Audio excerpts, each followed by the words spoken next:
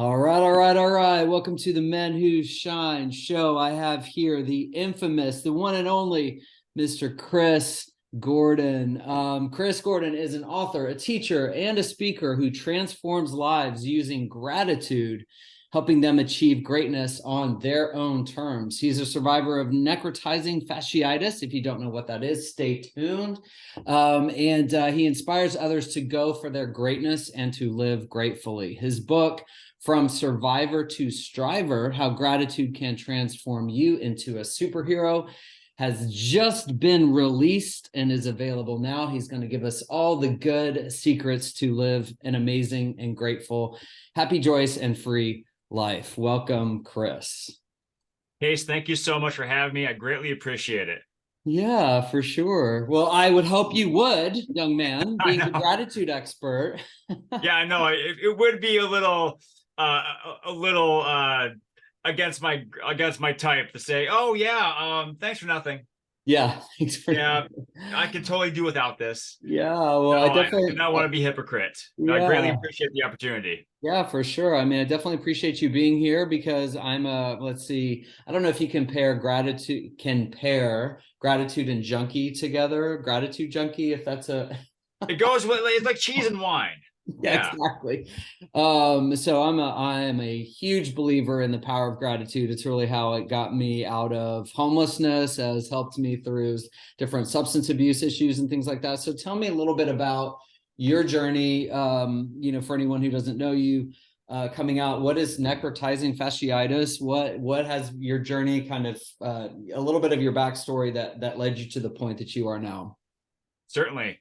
Well, it all started on March 18th, 2015. Before that time, my wife and I and our three kids had a pretty ordinary slash average life here in New Ulm, Minnesota. She and I are both teachers. She taught in the public high school here, and I taught online. Yes, there was online teaching before the pandemic, and we had three little kids. Life was good. And then as I was helping her get the kids ready for school one day, I scraped the back of my right hand on our garage wall. At first, it did nothing. 3 days later, a bump formed on my right elbow. It soon turned into a basically an elephantation, I guess you would say, or my arm exploded. Let's put it that way. I like to say I was the Incredible Hulk amid transformation. My left arm was Banner. My right arm was Incredible Smashing Hulk, except for I felt less angry and smashy, more sicky and tiredy. Okay. Becky took me to the hospital. They quickly admitted me, but that hospital had no idea what was going on. As the doctor there said, it was beyond them. So they sent me into Mayo Clinic at my urging, because not only is Mayo Clinic one of the most world-renowned hospitals, but Becky's parents, Bill and Dee, lived in Rochester, Minnesota. So I knew that she, the kids, and Max the dog would have a place to stay during I was sure 2 or 3 days, this would resolve itself. Yeah. Because, being a special education teacher, I have vast medical knowledge. So they fly me to Rochester. They admit me into St. Mary's Hospital, which is the flagship hospital of Mayo Clinic in Rochester. And it's there they diagnosed me with necrotizing fasciitis, or flesh-eating bacteria. Ooh, okay. Which is, I know, something that happens in Texas a lot with the warm waters. Sometimes stagnant waters develop bacteria. But this was March in Minnesota. We weren't expecting this. Okay. So it caught everyone off guard. But as soon as the doctors recognized what it was, they quickly got me into surgery and started what would end up being the first of 15 surgeries Wow. over a span of a number of weeks. The first batch of those surgeries happened within the 5-day coma they put me in, and essentially to save my life. Wow. So those first surgeries were to clear out all the bacteria and infected tissue in my arm, shoulder, chest, and back. So they cleared out the bacteria and all the infected skin and tissue. When they did that, though, they saw that the infection had gone so far into my right arm that they were certain they would have to amputate. They even told Becky this as a certainty. However, when they started the second surgery, they saw that I still had hand function. So they elected to remove a 15-inch by 4-inch flap of skin from my left thigh and place it on my right arm and hand. And since this is my thigh on my hand, I call this my thand. Okay. Copyright pending. Yeah, exactly. But now this is where my story takes a when you give a mouse a cookie turn. Because yes, one problem was solved, but now another problem arose. That being the giant hole in my leg. So they couldn't close the wound normally or let it heal naturally. So they removed one of my quadricep muscles out of my thigh and then placed knobs on either side of the wound on the outside and a shoestring type contraption called a Jacob's ladder on the inside. So over time, they can tighten the knobs, and the wound would close with the help of the contraption. Oh, interesting. Okay. Yeah. And then I still had all this area that was exposed. So they took a skin graft harvester and ran it up and down my legs and my back so I could have enough coverage to cover those areas. And they even lay down a material called Integra to go underneath it. So it looks a bit like a football texture underneath on my arm. That's the Integra. And then they put the skin grafts over top of that. Wow. Okay. So most of that happened within a 5-day period. They still did some skin graft surgeries later on, but the bulk of those life-saving surgeries happened within that 5-day coma. So I wake up, and the first person I see, besides the nurse who I scared because I was raving about being at the bottom of a water slide, which is a whole other issue, was my brother, which wouldn't sound surprising, except he lives in Michigan. Okay. I was not expecting him to be there. Yeah. Apparently, Becky called him as soon as she knew what was going on with me. He quickly looked up what necrotizing fasciitis was and then found the first plane ticket from Grand Rapids, Michigan to Minneapolis, Minnesota, and then found a shuttle to take him down to Rochester.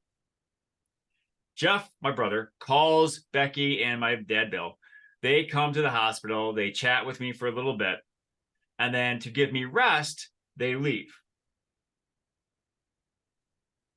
This is where not the physical bacteria is taking hold now, but what I call personal bacteria. Because I'm awake and I see the giant cast on my arm and my shoulder. I see the bulging mass, which is covering my leg. And I feel nothing because, thank you, painkillers. But I know that my life has taken an unexpected turn, and which will have changed it forever. I have all these questions in my head case, and I have no answers for them. What am I going to be able to do when I'm fully recovered? If I fully recover? What are my relationships going to be like with Becky, the kids, other family members and friends, etc., my students even? What was my mindset going to be like? How was I going to handle stresses? What's our financial situation going to be like?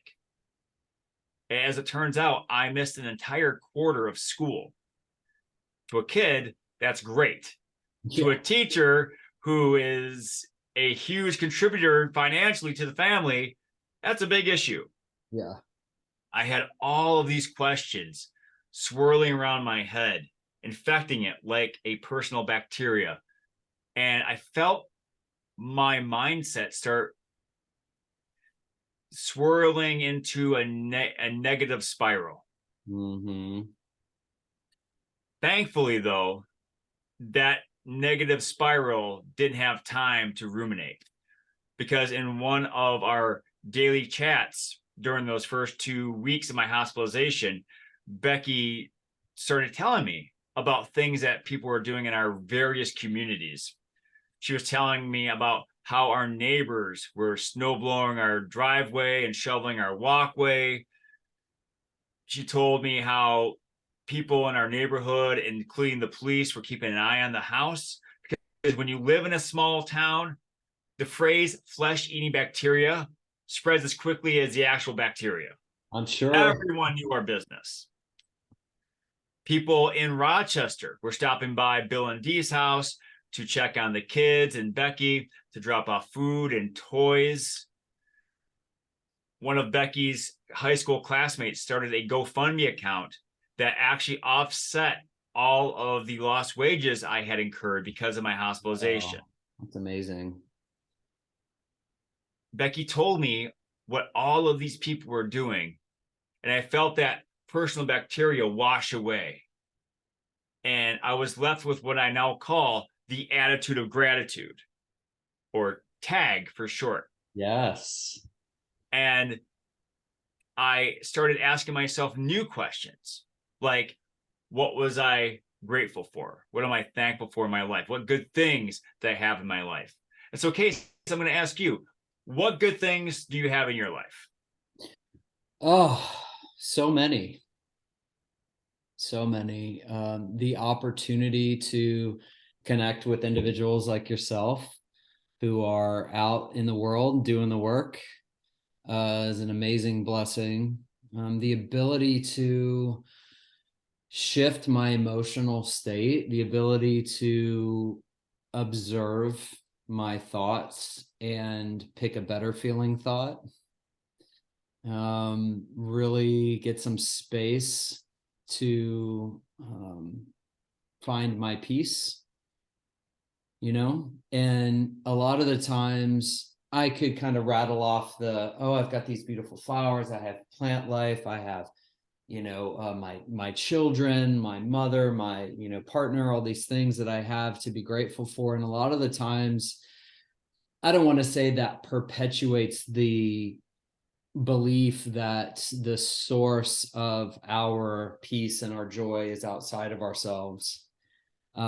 But it's very easy to say, like, oh, I'm grateful for all these things. And also it's like, what if when that thing ceases to be, right? Like, what if you're like, oh, I'm grateful for my left arm, and then you lose your left arm? What are you grateful for? So for me, it's been a balance of finding that embracing that attitude of gratitude, and applying it to the best of my ability to almost unconditional things, if that makes sense. Yeah, I totally I'm catching what you're throwing. So I thought that too about, the family and friends and house and all of the things that we think of when we think, oh, what am I grateful for? Yeah. But I started thinking about the small things, those seemingly insignificant parts of our lives that bring us that daily dose of joy we often overlook. And in the hospital, my brother Jeff bought me an iPad, and I downloaded Netflix. And this is around the time that the first season of Daredevil dropped on Netflix. And I'm not sure, you're nodding, you must be a fan of, you at least watched it before. As a comic book fan, this was just a dream come true, because I love Matt Murdock. I loved Kevin Smith's run on the character, and to see him not only on the little screen, but being portrayed in such a realistic and visceral way was fantastic. And it helped take my mind off of my upcoming surgeries. And then I thought about how the window in my hospital room never shined the sun directly into my eyes, which is really weird. But when you think about all the times that you've been incapacitated and you are reliant on other people for nearly everything, the ability to not, or the blessing of not having to ask someone for one more thing is remarkable. And then there's the hospital pizza. Okay. Now, Case, what is your relationship with hospital food? Not a fan, I'll say. Exactly. Not a, the opinions range from pretty good to absolute garbage. The hospital pizza I had at St. Mary's was phenomenal. Chef's kiss, mwah, 5 out of 5. It could be because I hadn't had pizza in a month when I actually had it, but I still remember it being a very positive experience. And so every day I started thinking about those little things. And when I did this, I found that I have more positivity, more reasons to be grateful than I ever saw before. And so I decided I was going to get gratuitous with my gratitude. I like that. Now, when we hear the word gratuitous, we think of negative things. Like in the 80s, they threw the word gratuitous at us all the time. Video games were bad because they showed gratuitous violence. MTV played gratuitous music when it actually played music. Motley Crue used gratuitous hairspray during their videos and on shows. But when you look at the word gratuitous, it comes from gratuity, which is a tip, which is extra. So all I'm asking you is to be extra with your gratitude. And so that means looking at everything around you. Like I ran a race this past week with my son.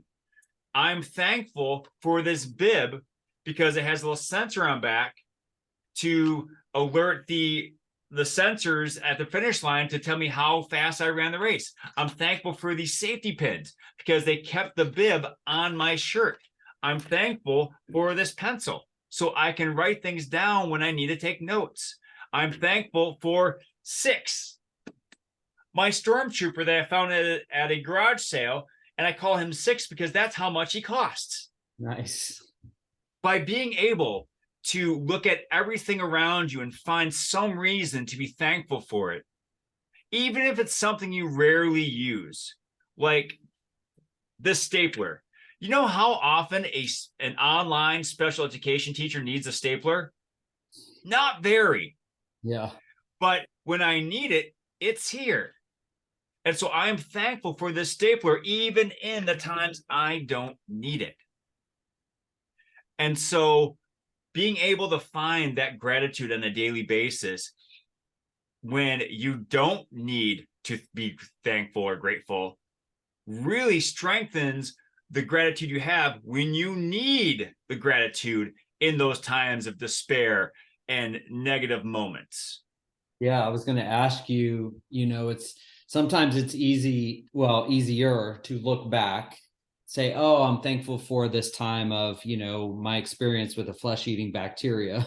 And in the moment, one I would think isn't necessarily like gratitude's not the top. Man, I'm so grateful I'm in pain. Man, I'm so grateful my thigh is being stripped open. I mean, unless, was that the case? At what point did you start transitioning, or what would you say to someone? I guess this is the more important, and pardon my dog. I'm grateful for my dog.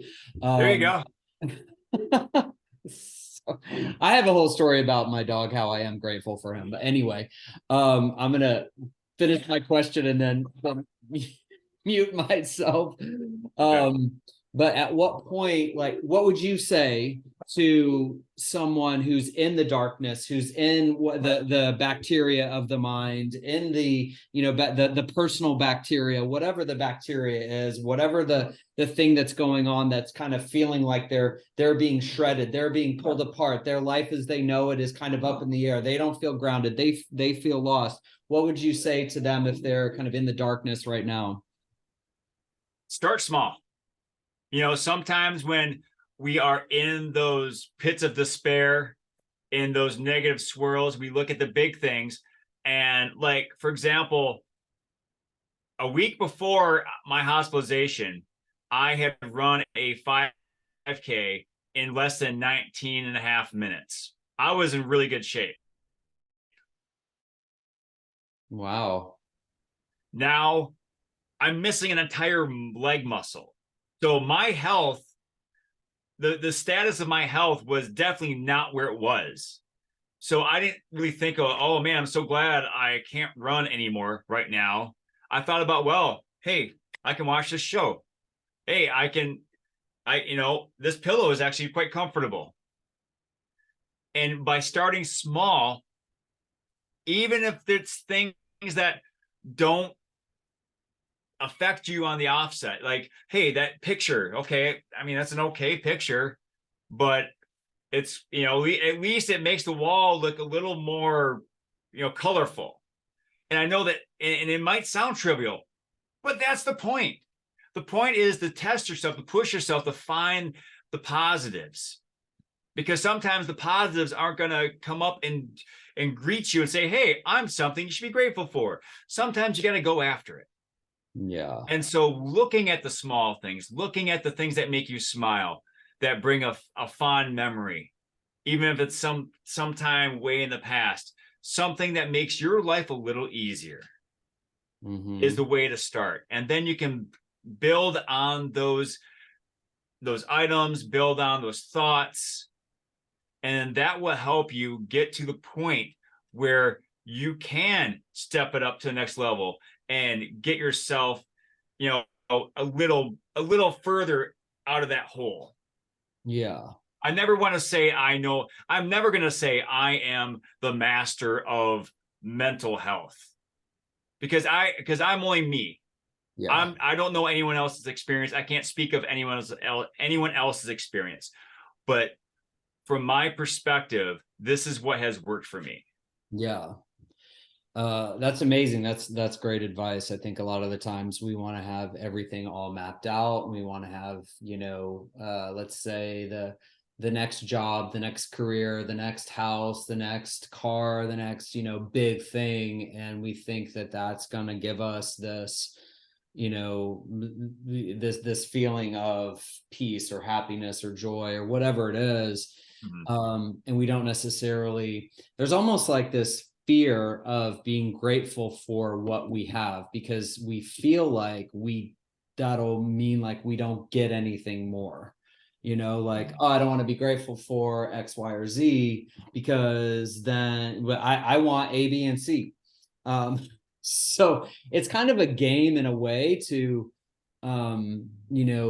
evaluate your own intentions behind why are you even being grateful in the first place, um is it just to feel better? Is it, I'm curious what your thoughts are on that, like the intention of gratitude.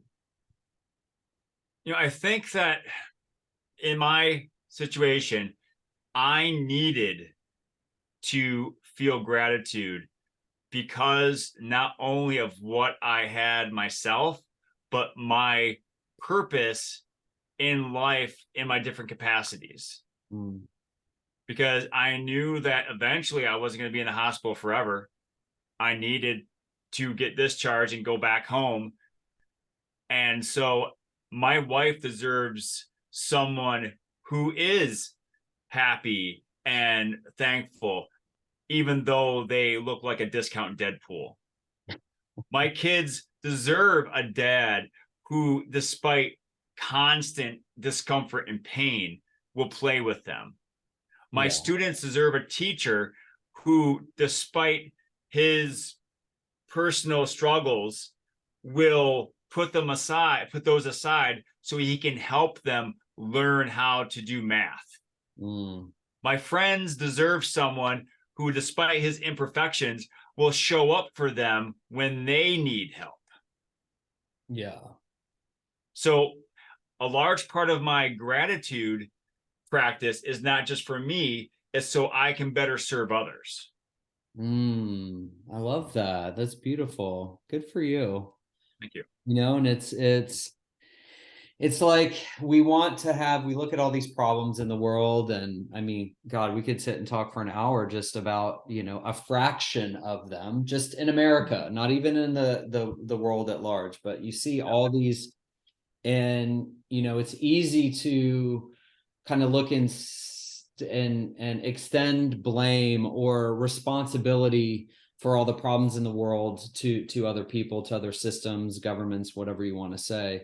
And we don't necessarily want to entertain the possibility of, what, let me just start with me, and really, honestly, if everyone was applying what you're talking about, we're going to approach our conflict in a completely different way, because I'm not here trying to convince you to see, let's say we have a difference of opinion. I'm not here to convince you to come over to my side, or to see, like, I'm able to approach you and have a conversation with you in the spirit of gratitude, just being grateful for being in the presence of someone who has a different opinion than me. Like, what can I learn? I feel like, oh, what can you teach me? What can you show me? What's been your experience? I've never had a flesh-eating bacteria, but let's just say there's a difference between us. There's a conflict. You think A and I think B, and it's like, what can we learn? What can arise, right? Like, if I have agenda A and you have agenda B, well, if I'm so rigid and attached to my A and you're attached to the B, C has no space, like option C has no space to arise, because we're too. And so what I think is beautiful about gratitude in general, just the essence of it, being grateful, is an opening. It's like a portal of, like, oh, allowing a new possibility to arise, because I'm not in this space. Does that make sense? And so, Yeah. yeah, I just think it's beautiful. Not to get off on a whole tangent, but when we take personal responsibility. So I just want to acknowledge you and thank you for doing the work, because I automatically go to, what a beautiful place the world would be if everyone took responsibility for themselves and just acknowledge all the things in the world. And like you said, where is the gratitude? What can I be grateful for? Is it a pen? Is it my breath? Is it, six? Is it, all these beautiful, wonderful things. So tell me about, from survivor to striver, your book, how gratitude can transform you into a superhero. Yes, there it is. What do we get when we read it, Chris? What? Well, it is from the offset, I thought that I didn't just want it to be a memoir, because there are tons of memoirs out there. I wanted this to be a tool for people to use. So the first half of it is a memoir. It's stories of my hospitalization, of my discharge, of the different challenges I've tackled since my discharge. But it's also some lessons from earlier in my life and actionable steps that people can take to increase their gratitude. The second half is a gratitude journal that lasts for 6 months. Oh, So I have okay. weekly and daily prompts to help people practice gratitude. And these are, these steps, or these journal prompts, are no more than like a minute. You can look here and see that. Oh, I nice. ask for 3 things every day: what you're thankful for, who you're thankful for, and a way you can give someone else a reason to be grateful. Oh. So it's quick and easy. You could do it at the beginning of the day, at the end. And then every week, I have a gratitude prompt. You have a whole page to work on. Some of the prompts are more artistic in nature. Some of them are straight up, write this down. But I want to have people practice gratitude in different ways, so it's not only less boring, but it's a challenge. And by challenging ourselves, getting ourselves out of our comfort zones, that's where we experience growth. And then at the end, I have 10 pages for gratitude letters, because studies have shown by actually handwriting letters of gratitude for people, your gratitude increases to another level because you're actually putting thought to the paper. It's not just a thank you note. It's just not an email. Hey, thanks for the brush. Sign Chris. Send. There's more thought to it. Yeah. And besides, I don't need a brush, as you can see. Yeah.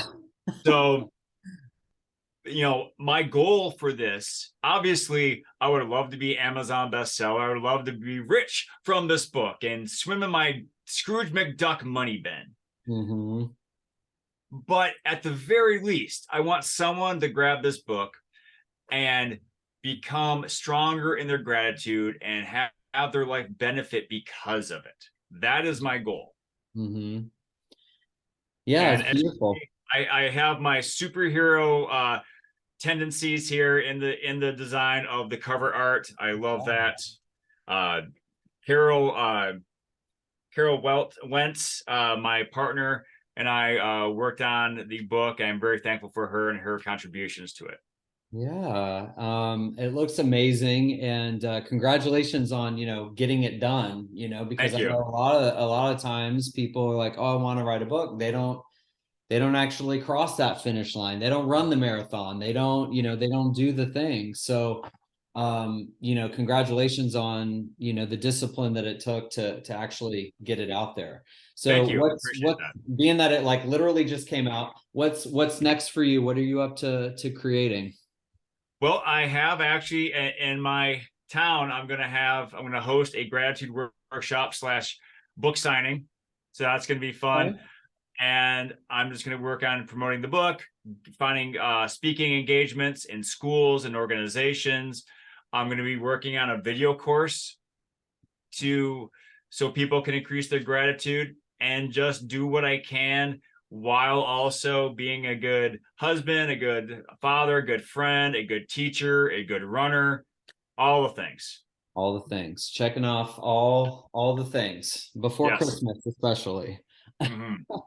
Well, Chris, where can we connect with you if we want to follow along? Obviously, we can grab your book. I'll include links, but where can we connect with you?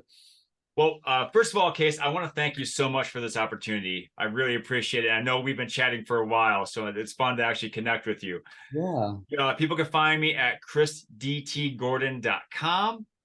I'm also on Facebook, LinkedIn, Instagram, and Threads at Chris DT Gordon, and also on YouTube, Chris DT Gordon. And I had a podcast called Scar Bears I was doing for a while.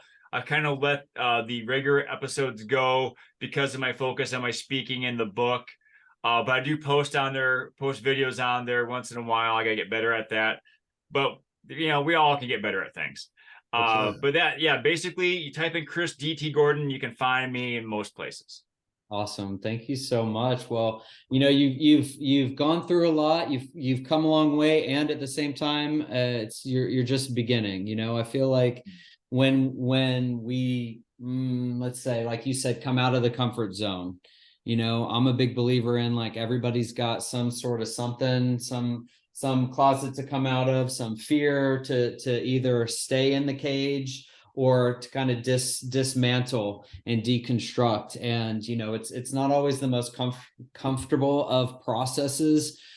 Nope. To get out of the comfort zone, and that's where the growth occurs. So really excited for you, as a fellow author to another author, for you to experience all the doors that open up for you. And I'm just really excited and can't wait to hear what's next. So thank you so much again for allowing us to have this conversation, and to for me to share it with my community and all the good things. So we're just getting started, my friend.